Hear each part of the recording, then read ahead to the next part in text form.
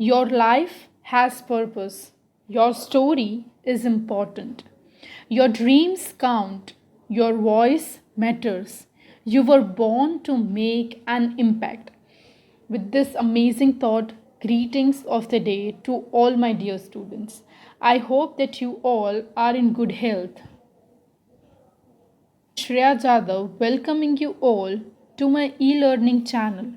And today we are going to go through English grade 12 chapter 6 Poets and Pancakes written by Ashoka Mitran. This is part 3 of the video.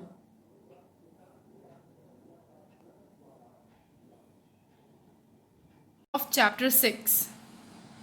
So, before going through the reading and explanation, let us know something about the author. Ashoka Mitran, born in 1931, Tamil writer, recounts his peers at Gemini Studio in his book of My Years with Boss, which talks of the influence of movies on every aspect of life in India. The Gemini Studio, located in Chennai, was set up in 1940. It is one of the most influential film producing organization in India. In the early days of Indian film making, its founder was S.S. Vasan. The duty of Ashoka Mitran in Gemini Studio was to cut out newspaper clippings on a wide variety of subjects and store them in files. Many of these had to be written out by hand. Although he performed an insignificant function, he was the most well informed of all the members of the Gemini family. The following is an excerpt from his book, My Years with Boss. Introduction for answer. Prose name, Poets and Pancakes. Author's name, Ashoka Mitran. Genre, story. Summary.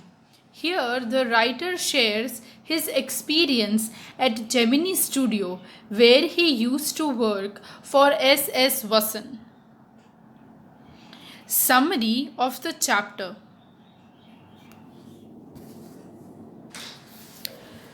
Poets and Pancakes is an autobiographical account written by author Ashoka Mitran. It describes the days Ashoka Mitran spent at the famous Gemini Studios in Madras as a news collector.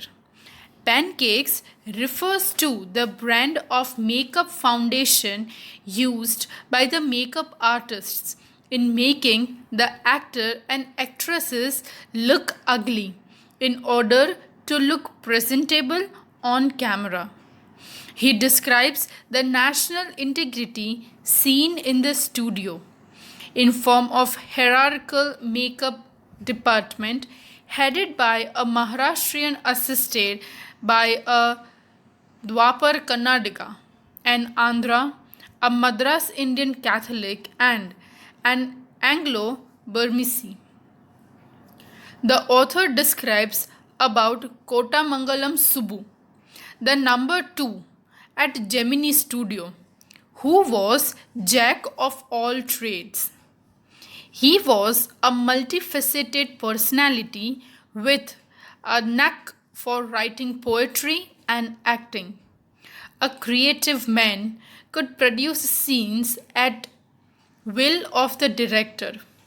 He was a genuine man with genuine love and compassion for all the humans, which invited the envy of the office boy of makeup department who wanted to be a lyricist but ended up slapping paints on the crowd people. His time at the studio is marked by the visits of the moral rearmament army, that is, who perform the plays at the studio, consisting of over 200 foreign actors, and English poet Stephen Spender, whose visit surprises all. Nobody recognizes the famous poet, and his visit remains an unsolved mystery till years later when the author chances upon a prose writing competition held by Spender's newspaper. For nearly 30 years, from 1940, the Gemini Studio of Madras, that is in Chennai, was the most influential film producing organization of India, and its founder, the brilliant multifaceted entrepreneur S.S. Vasan, lent substance and quality to rather fragile and unpredictable movie business. The Gemini emblem of two small boy with bulges was true to Vasant's slogan for the studios. When the bulge blow, there is a great show. Gemini Films entertained millions over India and abroad. Sahitya Academy Award winning Tamil writer Ashoka Mitran worked for the Gemini studio from the year 1952 to 1966, a full 20 years after he renounced films. Poet editor Pritesh Neddy persuaded Ashoka Mitran to record his reminiscences, and the result was a series of articles making up My Years with Boss. The book covers only 5 of his 14 years with the studio, but captures that phase of Indian movie business when the key factor of the box office were imperfectibly shifting from studios to the stars. In this lesson, The Poet and Pancakes, the author talks about the Gemini studio, which was set up in Chennai. It was one of the most influential film producing organization of India in the early days of Indian film making. Its founder was S.S. Vasan. The duty of the author Ashoka Mitran in Gemini Studio was to cut out newspaper clippings on a wide variety of subjects and store them in files. Most of this had to be written in hand. He recounts his experience at Gemini Studio in this lesson. He talks about the Pancakes, which was the brand name of the makeup material which Gemini Studios brought in truckloads. He also talks of the poets who frequently visits Gemini Studio. Theme in this lesson, the writer gives us an interesting account of the various activities and the idiosyncrasy of persons who worked in the studio in a light-hearted and humorous manner. The writer also deals with the problems of human relationship.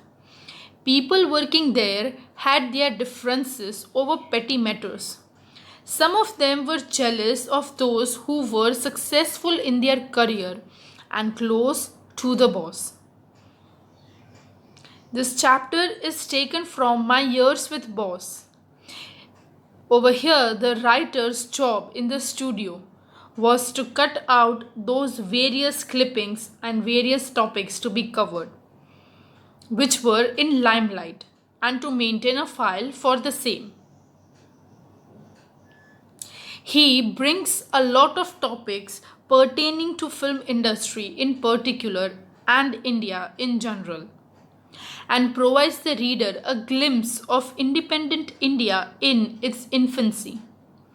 He first takes up the makeup department and makes fun of the trouble that the artist took to look ugly and the pain They underwent under the glare of big light bulbs. In fact, the term pancakes refers to a brand name of makeup material which was excessively by the artist of the Gemini studio. So now let us start with the reading and explanation of the chapter.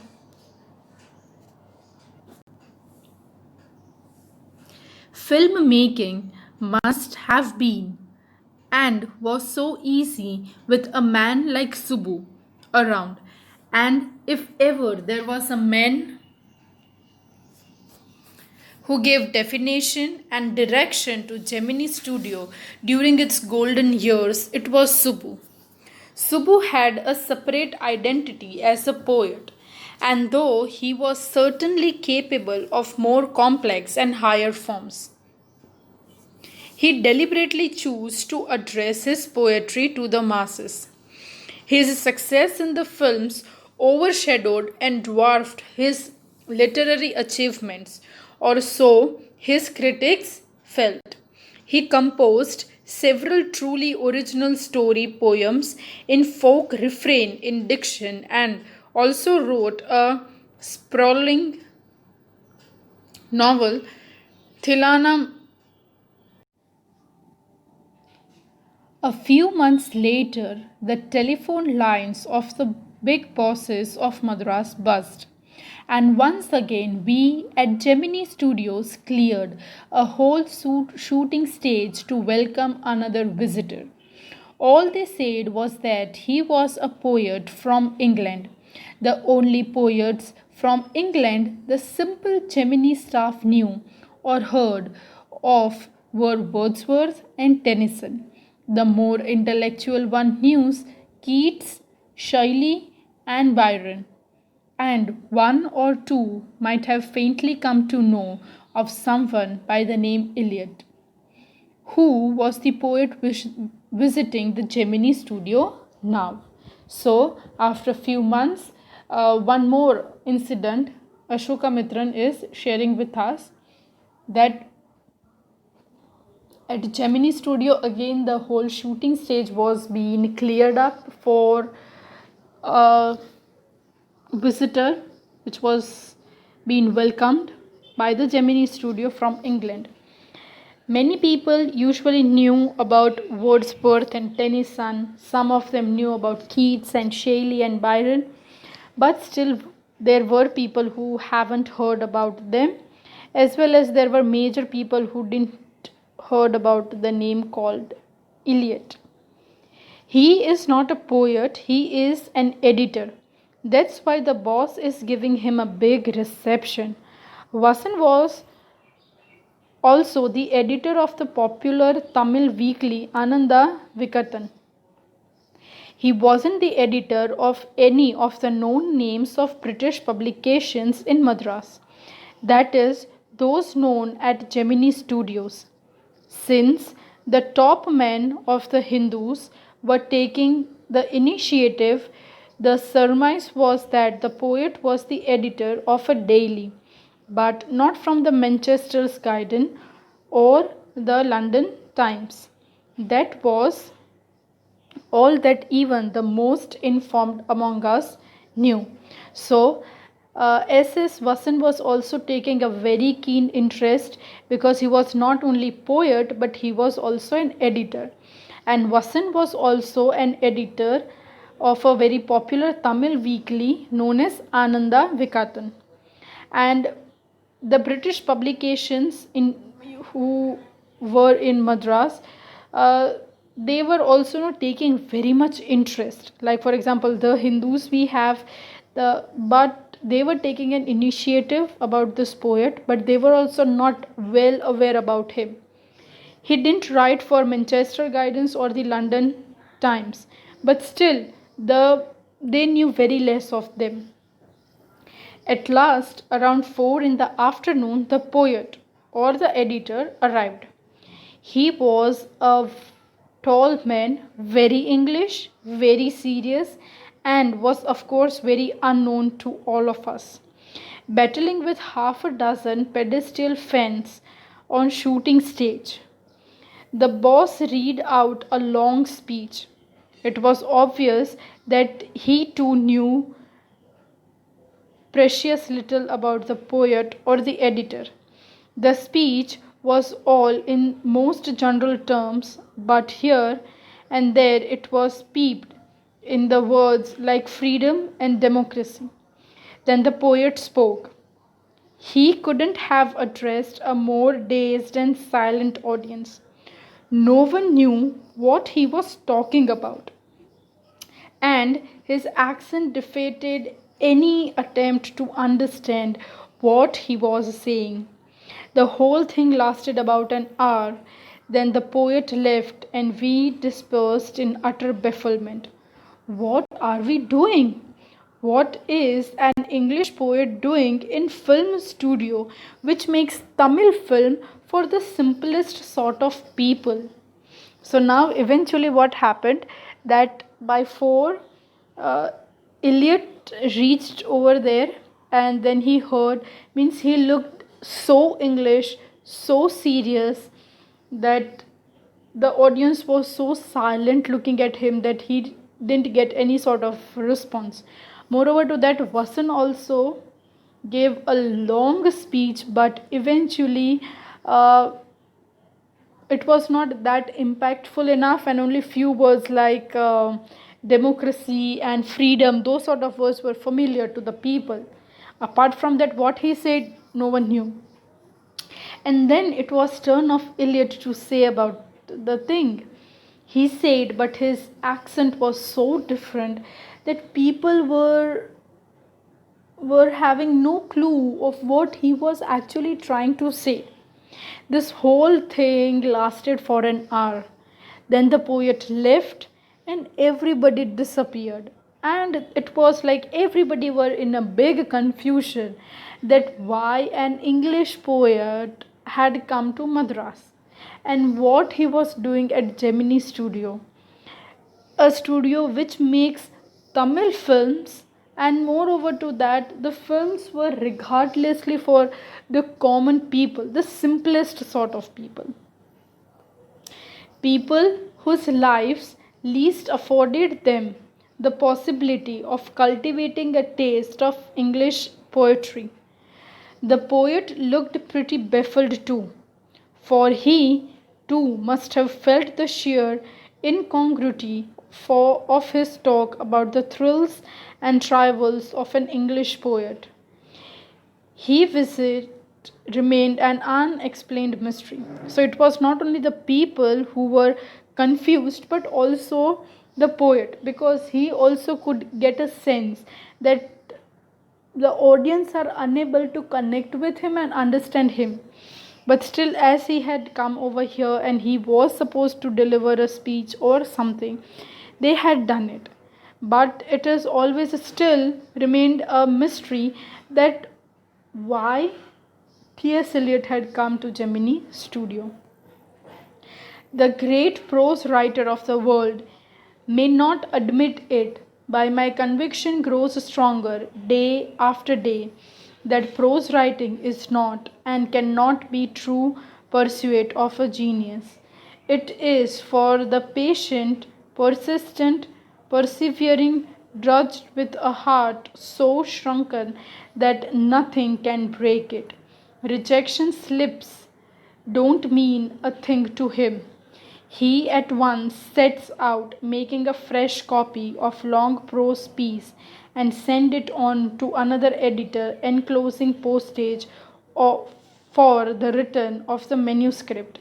It was for such people that the Hindus had published a tiny announcement in an insignificant corner of an unimportant page, a short story contest organized by a British periodical by the name The Encounter. Of course. So now the last incident he is sharing, that people didn't had great prose writers at that time duration. They used to write things, but it didn't made a great impact at that time duration.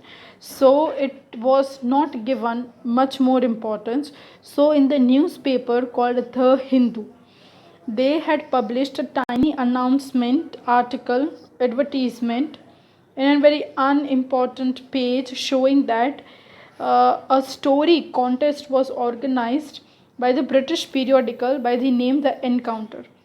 Of course, the encounter wasn't a known commodity among the Gemini literate. I want to get an idea of the periodical before I spent a considerable sum in postage sending a manuscript to England in those days.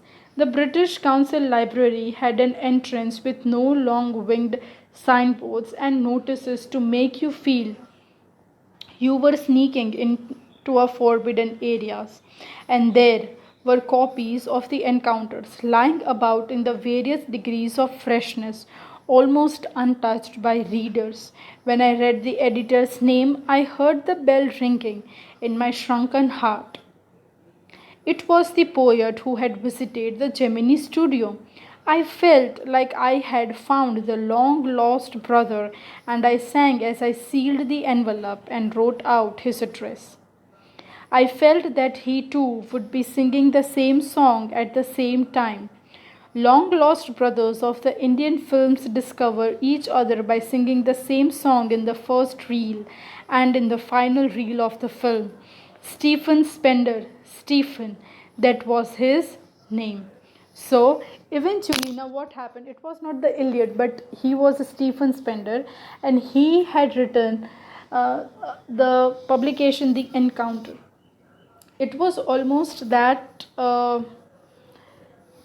in the article The Hindu, he had seen that they were supposed to write an article, and when he went to the British Library, he thought that this was a very familiar name, and then he recalled, and then he's thinking that in Indian movies we have when two separated brothers meet, and at the background we have songs and jingles being played up. The same situation the author also felt.